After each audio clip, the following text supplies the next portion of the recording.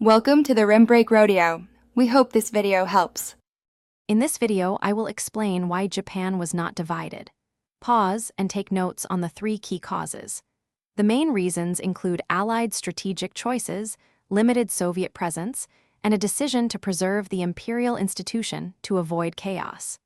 Geographic isolation and clear lines of surrender simplified occupation logistics.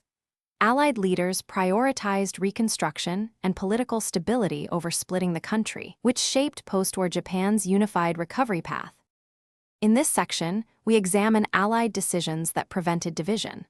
Focus on the political trade-offs and logistical realities that guided planners. The United States took primary responsibility and created a unified command to manage demilitarization, democratization, and economic recovery. Soviet aims did not translate into large-scale control of the main islands, reducing pressure to partition. Leaders chose stability and rebuilding as higher priorities than dividing territory. In this break, I will help with a small recommendation. Quick recommendation: grab Little Tree's black ice to keep your car smelling great during study sessions or history road trips.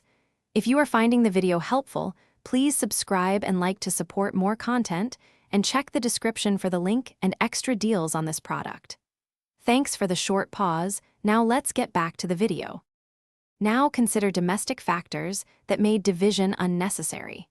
Japan's centralized government and bureaucracy supported fast policy rollout under occupation authority.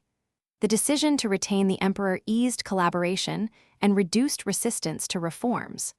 Widespread war exhaustion among civilians and leaders lowered the risk of prolonged civil conflict or territorial fragmentation. Combined with Allied aims, these factors made a unified occupation far more workable than dividing the nation. Thanks for watching.